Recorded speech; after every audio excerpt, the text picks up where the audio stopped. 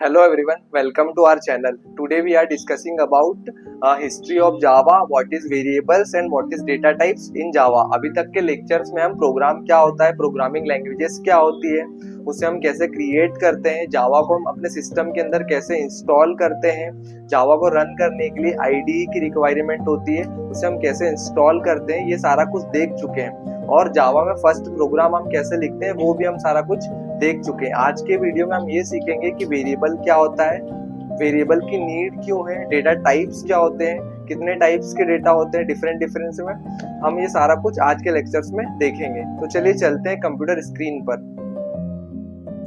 Okay, सो अब हम देखते हैं इवोल्यूशन ऑफ जावा की जावा का डिफरेंट टाइप के वर्जन्स में जावा में क्या क्या अपडेट आए हैं। तो जैसे कि हमने डिस्कस किया था कि जो जावा का ऑफिशियल वर्जन है वो 1996 में JDK 1.0 जो है ऑफिशियल रिलीज हुआ था। देन उसके बाद 1997 में जावा का वर्जन आता है 1.1 जिसके अंदर की इनर क्लासेस और JDBC का कंसेप्ट होता है जिसकी हम डेटाबेस की कनेक्टिविटी करते हैं। देन उसके एक साल बाद 1998 में JDK 1.2 आता है जिसके अंदर स्विंग और कलेक्शन फ्रेमवर्क्स इंट्रोड्यूस होते हैं जिसका यूज करके हम डेस्कटॉप एप्लीकेशंस को बना सकते हैं। देन 2000 में हॉटस्पॉट और JVM इंट्रोड्यूस होता है जिसका मतलब होता है जावा वर्चुअल मशीन। 2022 में अस्ट्रेशंस NEO पैकेज इंट्रोड्यूस हुआ था।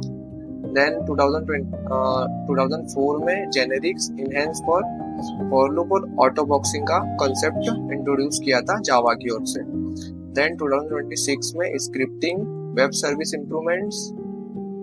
देन इसके बाद वाले वर्जन्स में try with resources, diamond operator, lambda expressions, stream API, functional programming, module systems, local variable type interface, LTS version, pattern matching, sealed classes और virtual thread का concept Java की end से इंट्रोड्यूस हुआ है।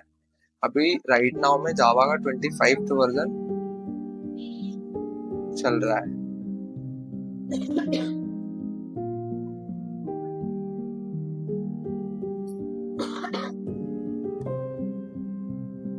अगर हम एक्विजिशन बाय ओरेकल की बात करें तो 2020 अगर हम एक्विजिशन की बात करें ओरेकल के एंड से तो 2010 में ओरेकल कॉर्पोरेशन ने एक्वायर्ड कर लिया था सन माइक्रोसिस्टम को with the full ownership of Java. तब से लेकर के अभी तक ओरेकल कॉर्पोरेशन कंटिन्यू और मेंटेन करता है जावा को टुडे।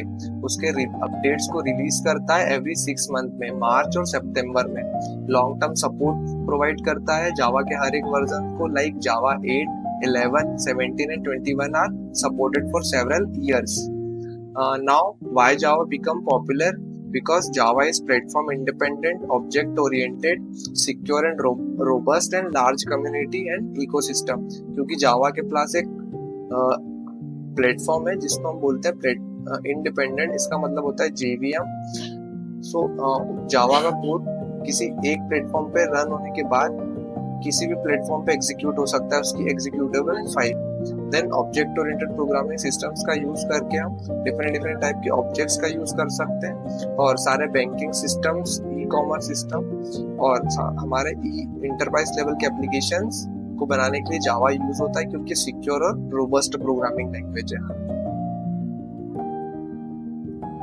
ओके, तो अब आपको कंप्यूटर स्क्रीन शो हो रही होगी और हम बात करते हैं कि वेरिएबल्स क्या होते हैं और वेरिएबल्स की हमें नीड क्यों होती है प्रोग्रामिंग के अंदर।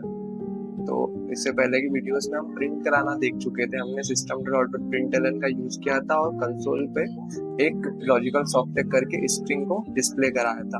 लेकिन अब हम देखेंगे कि वेरिएबल्स क्यों यूज होते हैं और वेरिएबल्स क्या होते हैं। So variable is just like an container to store our value.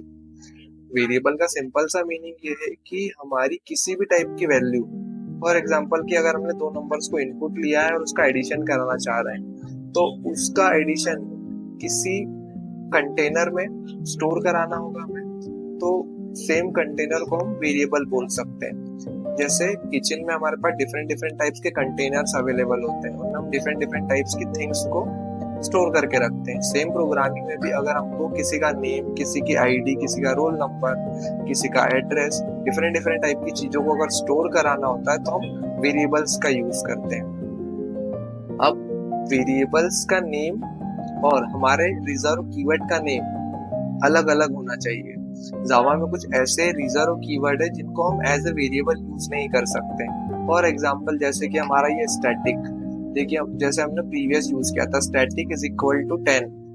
Static को हम एज ए वेरिएबल यूज नहीं कर सकते, क्यों? क्योंकि ये रिजर्व वर्ड है। तो हमें प्रोग्रामिंग करते समय ये ध्यान रखना चाहिए कि हम किसी भी रिजर्व वर्ड को यूज ना करें जावा में, ठीक है। तो मैं सिंपल सा एक int val is equal to 10 ले लेता हूँ।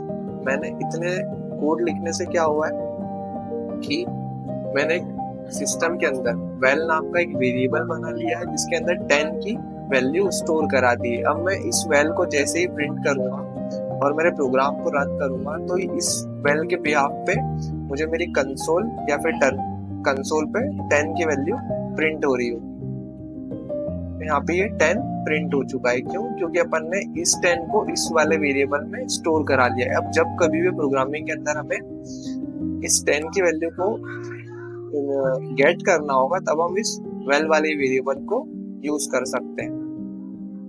सेम ऐसे ही हमारा डेटा का टाइप भी होता है डिफरेंट टाइप का, वैसे हमारे डेटा टाइप्स भी होते हैं, ठीक है। डेटा टाइप्स का मीनिंग सिंपल सा होता है कि डेटा का टाइप क्या है।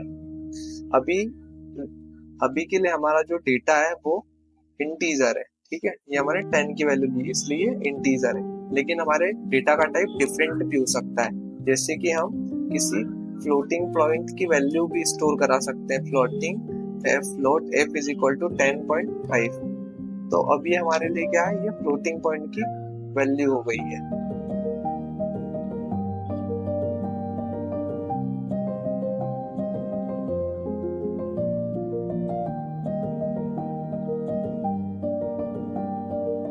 ठीक है, लास्ट में हमें f लिखना होता है फ्लोट को रिप्रेजेंट करने के लिए। अब जैसे हम इस f को रन करेंगे, f के बिहाफ पे हम राइट क्लिक करेंगे और 5.6 की वैल्यू प्रिंट हो गया। यहाँ पे 10 देन उसके बाद 5.6 वाली वैल्यू प्रिंट हो रही है। तो ऐसे ही हम डिफरेंट टाइप के डेटा टाइप्स को भी यूज कर सकते हैं और वेरिएबल्स भी बना सकते हैं। हम ऐसे ही स्ट्रिंग बना सकते हैं, string s is equal to logical Softtech, हमारी स्ट्रिंग बन गई है।